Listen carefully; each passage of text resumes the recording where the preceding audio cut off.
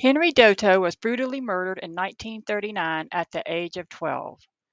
His murder did not receive the news coverage that it probably should have, unfortunately, due to an even bigger story happening overseas in regards to Adolf Hitler and World War II brewing. So that was occupying the minds of most Americans and Canadians. So there may be many people who have never heard of this case. But Henry Doto was born on August 22, 1926, in Buffalo, Erie County, New York, in the United States of America. He was murdered on June 19, 1939, at the age of 12, in Fort Erie, Niagara Regional Municipality, Ontario, Canada. His murderer was Stuart Nicewander, who was a 25-year-old machinist with an aircraft company in Buffalo. Stewart had already been convicted of SAing a child, but was given a light sentence due to having a bedridden mother that he took care of. Of course, being an SAer of children, he was not going to just stop on his own. Stewart befriended 12-year-old Henry and bought him some popcorn in early June of 1939. They went to movies together and they went to ball games together, and Henry's mother stated that her son, Henry, said that his friend Stewart was a nice man. On June 19, 1939, Stewart rented bicycles for Henry and himself, and they took the ferry to Fort Erie. Henry would never be seen alive again. Henry's body was found 3 days later. He was found nude in a thorn bush. He had been strangled, and he had pieces of cloth stuffed in his mouth. His wrists were bound with rope, and he had a cut on his arm. Back then, justice came a bit faster than it does today. Stuart Nicewander was arrested and put on trial that same year in Welland, Canada. His lawyer tried to say he was insane, but prosecutors made it clear that Henry's murder was, quote, meticulously planned, and Stuart knew right from wrong. Stuart's trial was in November, and by December 18, 1939, he was hanged. At 12:08 a.m. December 18th, Stewart walked up the 13 steps to the gallows, and a black hood and a rope were placed over his head. He would not be able to hurt any more kids. Stewart was buried at St. Mary's Cemetery in Perth County next to his mother. This is a small article about his case in the Orlando Reporter-Star, Orlando, Florida. It says, slain by sadist, and there's his picture. That's Henry. Says the new body of 12-year-old Henry Doto above of Buffalo, New York, was found in a clump of bushes near Port Erie, Ontario, and police said he was slain by a sadist. His wrists were bound with rope and one arm had been cut. A man listed as Stuart Nicewander, 25, also of Buffalo, was held under guard in a Port Erie hospital while officers investigated the slaying. This is an article from the Buffalo Evening News from June 22nd, 1939. If I can go up here, make it a little smaller. It says, slain boy found near Peace Bridge after long questioning of prisoner, seen, victim, and suspect in Fort Erie murder. So it shows the scene right here in this picture, and then below that picture in the woods is Henry Doto, the victim, and Stewart, his murderer. It says, indicated here by Buffalo Evening News reporter is the spot beneath a black ash tree in Fort Erie where the body of 12-year-old Henry Doto was found. The spot is in a clump of bushes 100 yards west of the Canadian National Railroad tracks and 100 yards north of the, I think it says, imaginary projection of Main Street just before it curves south to intersect the Garrison Road. The white object behind the tree in the picture is a piece of paper left so police could find the place again. So you see in the picture that paper right there, that's where they marked the spot where they found him.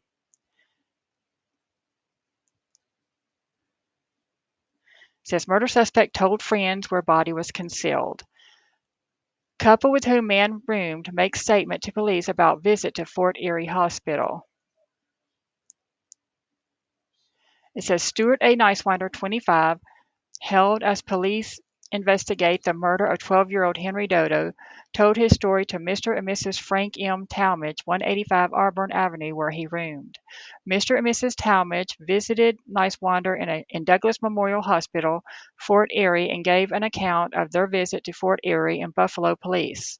Their official statement, now a part of the Buffalo Homicide Bureau records, follows. Frank M. Talmadge, being duty sworn, deposes and says, I am 44 years old and reside with my wife, Viola M., at 135 Auburn Avenue.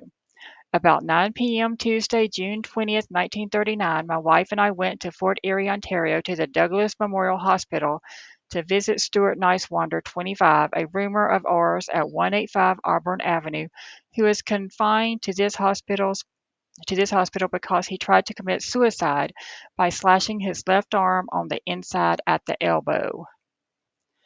So he's in the hospital because they believe, or apparently he tried to commit suicide after he murdered Henry. Apparently, unless he was faking it. Told where body was. During our conversation with Nicewander, he told us that he killed a boy, and we both laughed at him. He said that no one would believe him, adding, if you don't believe me, you can see the boy's body in the woods. It's only about a mile or so from here. We then asked him how to get there, and he said, you go up Birdie Road, 1 block, turn left, and go on past the winery and take the first road to the right and go back in the north woods almost to the high power wires. About 200 feet south of them and about 100 feet west of the road in the clearing in the woods, and you will find the body of this boy. We then asked him if he killed a boy, what the boy's name was, and he said the boy's name is Doto, and he spelled the name for us. So that's one article. And then go over here. It says, landlady of suspect called from Buffalo helps Fort Erie police to solve brutal crime. Self-accused by eager assertions he has made following the brutal slaying of 12-year-old Henry Doto of 840 West Avenue, Stuart A. Nicewander, 25, also of Buffalo, waited under police guard in Fort Erie today while authorities prepared formal charges in connection with the boy's murder. Nicewander was expected to be released from Douglas Memorial Hospital, Fort Erie, where he was recovering from self-inflicted knife wounds, and taken to the Fort Erie Municipal Building Police headquarters sometime today. Meanwhile, Henry's nude and mutilated body, which was found at 1:05 o'clock this morning in a wooded glade about a mile west of the Peace Bridge approach, had been removed to a morgue there where it was identified by members of his family. Authorities said they are convinced Henry was the victim of a degenerate. The discovery of the Buffalo boy's battered body was made after Nicewander, in a statement which police said he made at the hospital to his Buffalo landlady, Mrs. Frank M. Talmadge of 185 Auburn Avenue, and her husband, said that he had killed a boy and gave them the name of the Doto boy who had been missing from home since Monday night. Nicewander was convicted on a morals charge in Buffalo a year ago, sentenced to the penitentiary for a year, and obtained his release on probation last January, official records showed. A warrant charging violation of probation was obtained 10 days ago by probation officer Francis J. Drennan, who had been seeking the man since then for failure to report to him. Nicewander presented himself at the hospital early Tuesday morning seeking medical aid for deep slashes of his arm, said by police to have been self-inflicted. He talked somewhat incoherently to attendants and said he wanted to die, they notified police. Henry's body was found by a searching party of Ontario authorities in a clearing of a heavily wooded and overgrown area in Birdie Township. The search, police said, was made as a result of statements made by Nicewander at the hospital. I just killed a man and I want to die, the suspect was quoted by Police Chief Andrew E. Griffin of Fort Erie. Constable Edward L. Priest of Fort Erie quoted Nicewander as saying, I crossed the river with the boy by way of the ferry Monday night. Nicewander apparently passed through the Canadian Immigration and Customs inspection with the boy by simply posing as a visitor for the day. He would have been refused admittance if officials had known of his conviction on a morals charge, according to Immigration Chief G.H. McNeil of Fort Erie.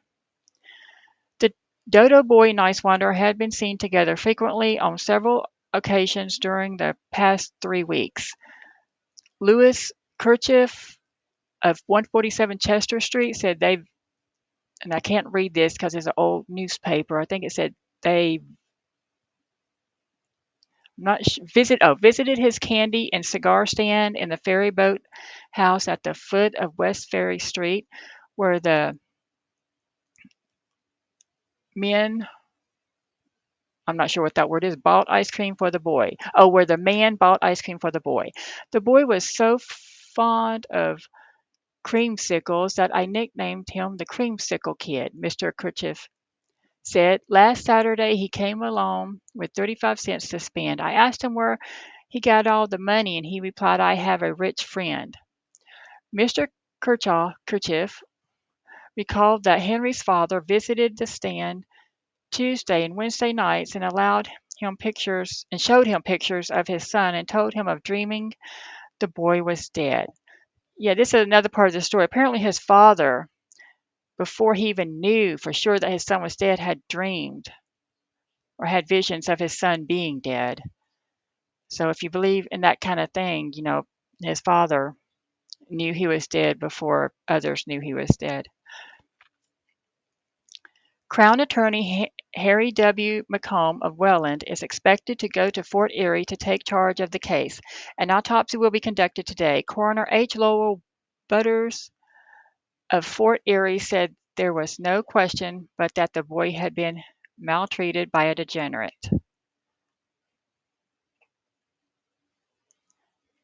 So that's another article. And in the same paper, let me go over here. It talks about how his probation officer couldn't find him in the days preceding this murder. So if he hadn't been on probation, if he had still been in prison, or if his probation officer would have found him sooner, Henry might still have been alive. It says murder suspect sought 10 days on parole count. Probation officer tells of fruitless attempts to serve warrant, urges sterilization in certain cases. A warrant charging violation of probation was obtained 10 days ago from City Judge Patrick Keeler by probation officer Francis J. Drennan for Stuart A. Nicewander, 25, being held by Fort Erie police in connection with the slaying of little Henry Doto, questioned by an Evening News reporter, Mr. Drennan said. Nicewander was put under my charge on probation by Judge Keeler on January 26 of this year after he had served a penitentiary sentence of 6 months imposed by Judge Keeler on a conviction for an immoral attack on a child. The judge's original sentence was a year and a $500 fine, the fine to be served at $1 a day unless paid. On January 25th, this man's father died, and a group of citizens interested themselves to get this boy released. The judge finally consented to that on condition that a strict probation supervision be maintained. He failed to report to me as required by law, so I got the warrant. Couldn't find him. If I could have caught this young man at any time since I had my warrant out for him, I would have had him back in the penitentiary.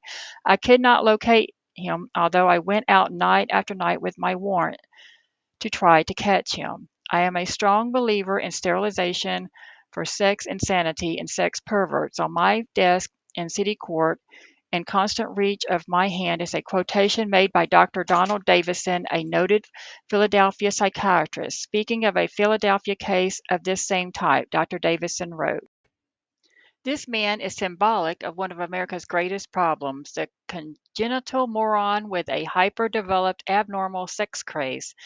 His is a plane of insanity due to glandular action which is as yet obscure. The proper treatment to alleviate it and to protect others is sterilization.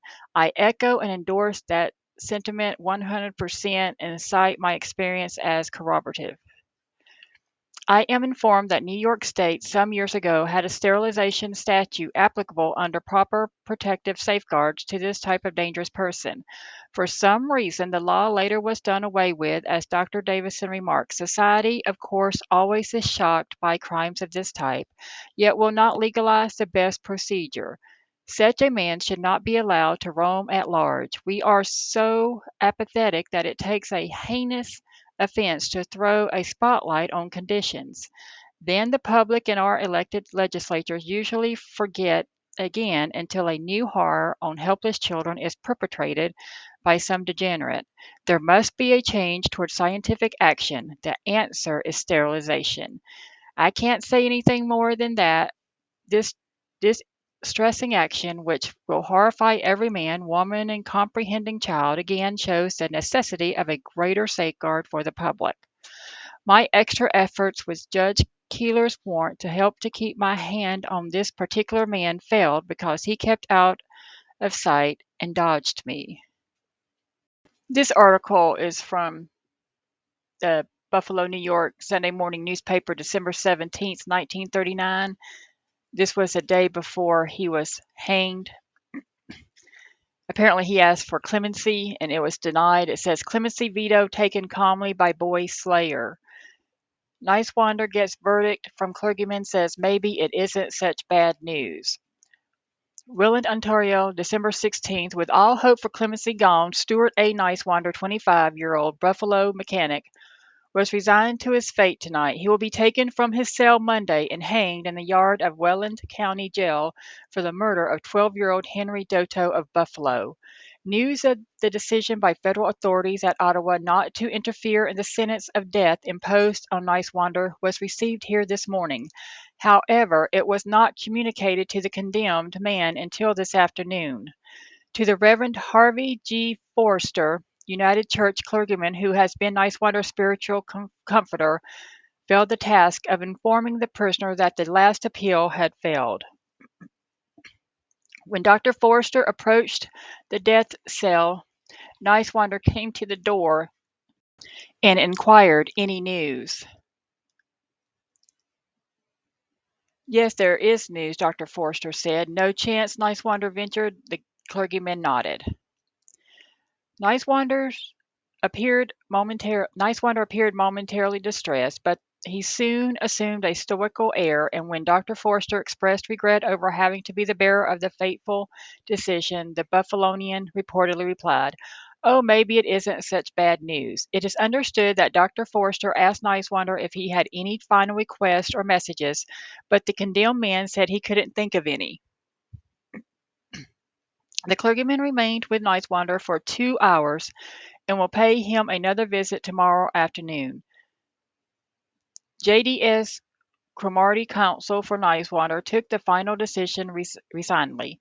"I feel," he said, "that I have exercised every possible effort to obtain clemency." Mr. Cromartie informed Nicewander's aunt at St. Mary's, Ontario, of the decision. The execution likely will be carried out between midnight Sunday and 8 a.m. Monday. Actual time of the hanging is being kept a secret. Construction of the scaffold was completed this afternoon, and the sandbag test was made.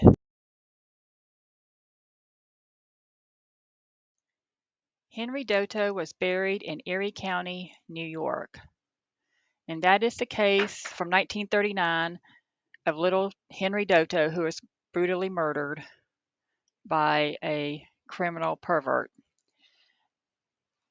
Thank you for listening and watching True Crime Talk. I'm Kathleen, and as always, remember to stay away from criminals and don't be a criminal, and stay away from perverts and don't be a pervert. And Happy New Year 25. I hope your new year is prosperous and peaceful and safe.